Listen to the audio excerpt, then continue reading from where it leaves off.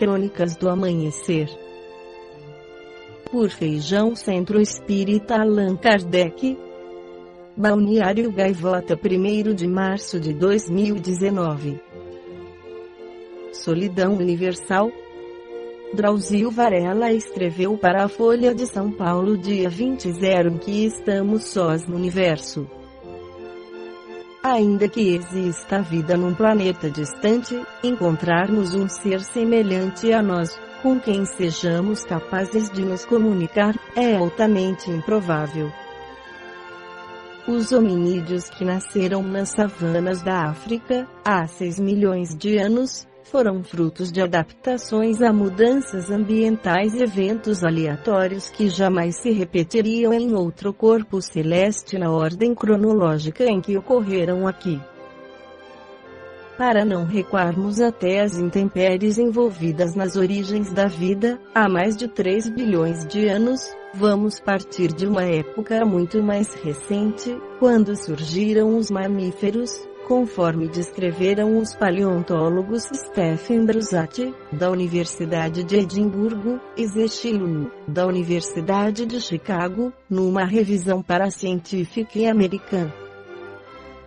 As primeiras criaturas semelhantes aos mamíferos não esperaram a extinção dos dinossauros para nascer como se imaginava, surgiram há cerca de 210 milhões de anos, época em que os 5 continentes ainda estavam unidos, formando a Pangeia. Algumas dezenas de milhões de anos antes, solavancos nas placas tectônicas tinham provocado erupções simultâneas de vulcões espalhados pela Pangeia. A poluição atmosférica resultante causou uma extinção em massa que quase acabou com a vida na Terra. A seleção natural eliminou os anfíbios e répteis gigantes que dominavam o mundo. Tartarugas, sapos, crocodilos, dinossauros e os primeiros ancestrais dos mamíferos se aproveitaram do vazio deixado pelos antigos dominadores para ocupar novos nichos ecológicos. Esses mamíferos primordiais já apresentavam características que reconhecemos familiares: dentes de leite na infância, saliências e sulcos nos molares, pelos no corpo, musculatura mastigatória robusta e cérebros grandes. Eram insignificantes comedores de insetos, pequenos como os ratos, que mantinham hábitos noturnos, cuidado providencial para escapar dos crocodilos e dinossauros que não paravam de aumentar de tamanho na vizinhança. Há 200 milhões de anos, um cataclismo monumental fraturou a Pangeia em diversas áreas. No final, os 5 continentes estavam separados. A atividade vulcânica causou nova extinção em massa, oportunidade aproveitada pelos animais que souberam ocupar os espaços abandonados pelos que se foram, entre eles, os dinossauros e os mamíferos. Cerca de 145 milhões de anos atrás, uma variação anatômica foi decisiva para a sobrevivência dos mamíferos: o encaixe dos dentes entre as arcadas superior e inferior, inovação que ampliou a possibilidade de alimentação mais variada. Ao redor de 100 a 120 milhões de anos, outra surpresa apareceram as angiospermas, plantas que dão flores e frutos acessíveis a animais com a dentição apta para mastigá-los. Apesar da performance ecológica razoável, esses pequenos mamíferos chegaram perto da extinção por culpa dos dinossauros, brutamontes insaciáveis, acostumados a devorar tudo o que viam pela frente. Foi quando um asteroide de comprimento entre 10 km e 20 km cismou de cair no México, há 66 milhões de anos. O impacto foi tão brutal que abriu uma cratera de 180 km de extensão. O choque provocou terremotos, tsunamis com ondas de mais de 100 metros e, como sempre, a erupção dos benditos vulcões. Digo benditos porque os dinossauros não resistiram, sobreviveram apenas os ancestrais que dariam origem às aves. Azar deles, sorte dos mamíferos que se espalharam e se diversificaram no mundo livre daqueles mastodontes. No estado americano do Novo México foi desenterrado o esqueleto de um mamífero que viveu há 63 milhões de anos. É provável que se trate do primata mais velho já descrito, ancestral longínquo dos que desceram das árvores nas savanas da África, há 6 milhões de anos, e começaram a andar em pé com a coluna ereta. Imagine, você, que exista vida no outro planeta. Qual a probabilidade da repetição desses e de milhares de outros eventos ao acaso que eliminaram tantos competidores, para que nós estejamos aqui neste domingo?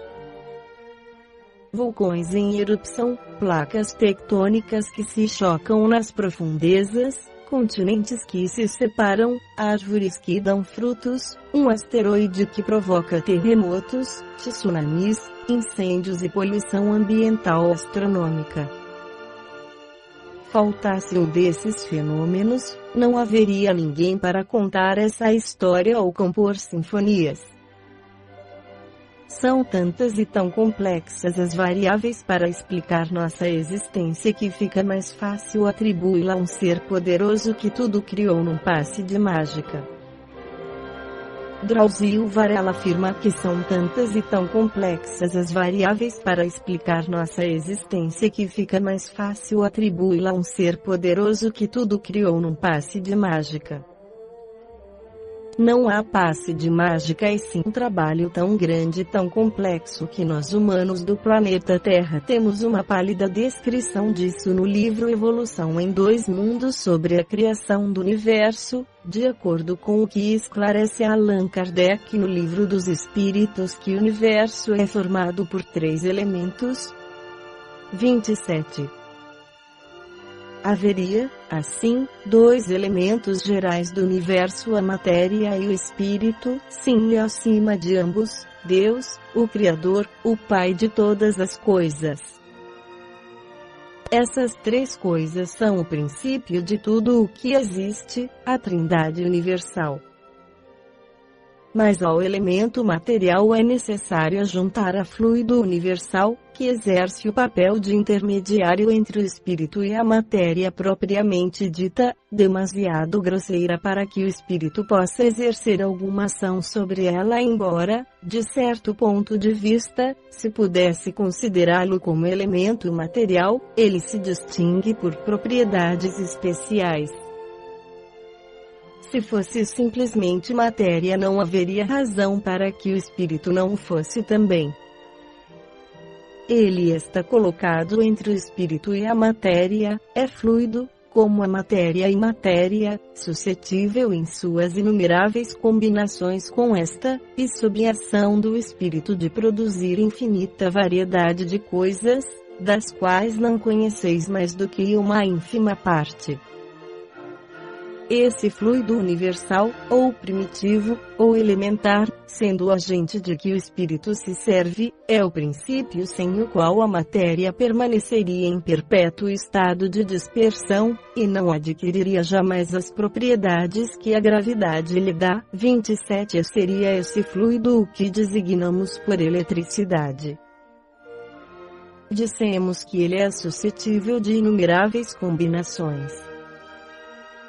O que chamais fluido elétrico, fluido magnético, são modificações do fluido universal, que é, propriamente falando, uma matéria mais perfeita, mais sutil, que se pode considerar como independente. No livro Evolução em Dois Mundos, o espírito André Luiz, pela psicografia de Francisco Cândido Xavier, esclarece que o fluido cósmico é o plasma divino, hausto do Criador ou força nervosa do Todo Sábio. Nesse elemento primordial, vibram e vivem constelações e sóis, mundos e seres, como peixes no oceano. Nessa substância original, ao influxo do próprio Senhor Supremo, operam as inteligências divinas a ele agregadas, em processo de comunhão indestrutível, os grandes devas da teologia hindu ou os arcanjos da interpretação de variados templos religiosos, extraindo desse hálito espiritual os celeiros da energia com que constroem os sistemas da imensidade, em serviço de cocriação em plano maior, de conformidade com os desígnios do Todo Misericordioso, que faz deles agentes orientadores da criação excelsa. Essas inteligências gloriosas tomam o plasma divino e convertem-no em habitações cósmicas, de múltiplas expressões, radiantes ou obscuras, gaseificadas ou sólidas, obedecendo a leis predeterminadas, quais moradias que perduram por milênios e milênios, mas que se desgastam e se transformam, por fim, de vez que o espírito criado pode formar ou co-criar, mas só Deus é o Criador de toda a eternidade.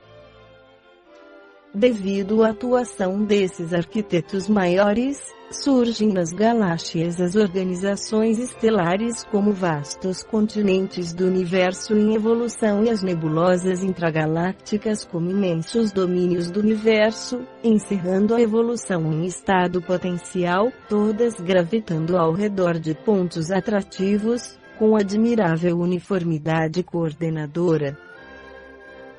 E aí, no seio dessas formações assombrosas, que se estruturam, interrelacionados, a matéria, o espaço e o tempo, a se renovarem constantes, oferecendo campos gigantescos ao progresso do espírito. Cada galáxia quanto cada constelação guardam no cerne a força centrífuga própria, controlando a força gravítica, com determinado teor energético, apropriado a certos fins. A engenharia celeste equilibra rotação e massa, harmonizando energia e movimento, e mantém-se, desse modo, na vastidão sideral, magnificentes florestas de estrelas, cada qual transportando consigo os planetas constituídos e informação, que se lhes vinculam magneticamente ao fulcro central, como os elétrons se conjugam ao núcleo atômico, em trajetos perfeitamente ordenados na órbita que se lhes assinala de início.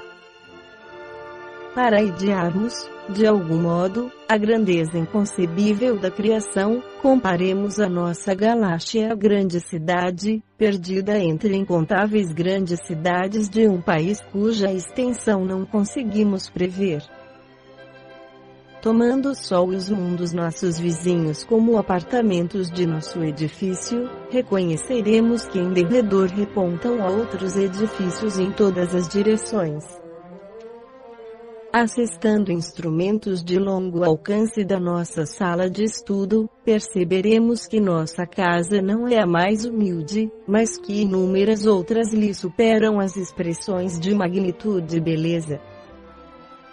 Aprendemos que, além de nossa edificação, salientam-se palácios e arranha-céus como Betelgeuse, no distrito de Orion, Canopus, na região do navio, Arcturus, no conjunto do Boieiro, Antares, no centro do Escorpião, e outras muitas residências senhoriais, imponentes e belas, exibindo uma glória perante a qual todos os nossos valores se apagariam.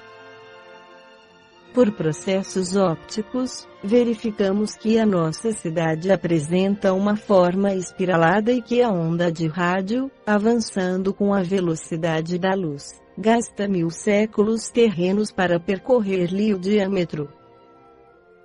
Nela surpreenderemos milhões de lares, nas mais diversas dimensões e feitios, instituídos de há muito, recém-organizados, envelhecidos ou em vias de instalação, nos quais a vida e a experiência enxameiam vitoriosas.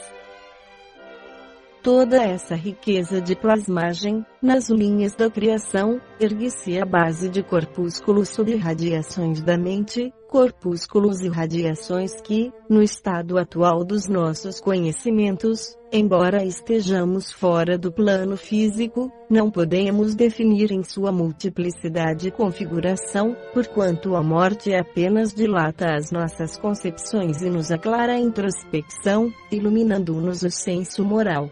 Sem resolver, de maneira absoluta, os problemas que o universo nos propõe a cada passo, com os seus espetáculos de grandeza, sob a orientação das inteligências superiores, congregam-se os átomos em colmeias imensas e, sob a pressão, espiritualmente dirigida, de ondas eletromagnéticas, são controladamente reduzidas às áreas espaciais intraatômicas, sem perda de movimento, para que se transformem na massa nuclear adensada, de que se esculpem os planetas, em cujo seio as mônadas celestes encontrarão adequado berço ao desenvolvimento. Semelhantes mundos servem à finalidade a que se destinam, por longas eras consagradas à evolução do espírito, até que, pela sobrepressão sistemática, sofram o colapso atômico pelo qual se transmutam em astros cadaverizados. Essas esferas mortas, contudo, volvem a novas diretrizes dos agentes divinos, que dispõem sobre a desintegração dos materiais de superfície, dando ensejo a que os elementos comprimidos se libertem através de explosão ordenada, surgindo novo acervo corpuscular para a reconstrução das moradias celestes, nas quais a obra de Deus se estende e perpetua, em sua glória criativa. Em análogo alicerce, as inteligências humanas que ombreiam conosco utilizam o mesmo fluido cósmico, em permanente circulação no universo, para a cocriação em plano menor, assimilando os corpúsculos da matéria com a energia espiritual que lhes é própria, formando assim o veículo fisiopsicossomático em que se exprimem ou cunhando as civilizações que abrangem no mundo a humanidade encarnada e a humanidade desencarnada. Dentro das mesmas bases, plasmam também os lugares entenebrecidos pela purgação infernal, gerados pelas mentes desequilibradas ou criminosas nos círculos inferiores e abismais, e que valem por aglutinações de duração breve, no microcosmo em que estagiam, sob o mesmo princípio de comando mental com que as inteligências maiores modelam as edificações macrocósmicas, que desafiam a passagem dos milênios. Cabe-nos assinalar, desse modo, que, na essência, toda a matéria é energia tornada visível e que toda a energia, originariamente, é força divina de que nos apropriamos para interpor os nossos propósitos aos propósitos da criação, cujas leis nos conservam e prestigiam o bem praticado, constrangendo-nos a transformar o mal de nossa autoria no bem que devemos realizar, porque o bem de todos é o seu eterno princípio. Compete-nos, pois, anotar que o fluido cósmico ou plasma divino é a força em que todos vivemos, nos ângulos variados da natureza, motivo pelo qual já se afirmou, e com toda a razão, que em Deus nos movemos e existimos.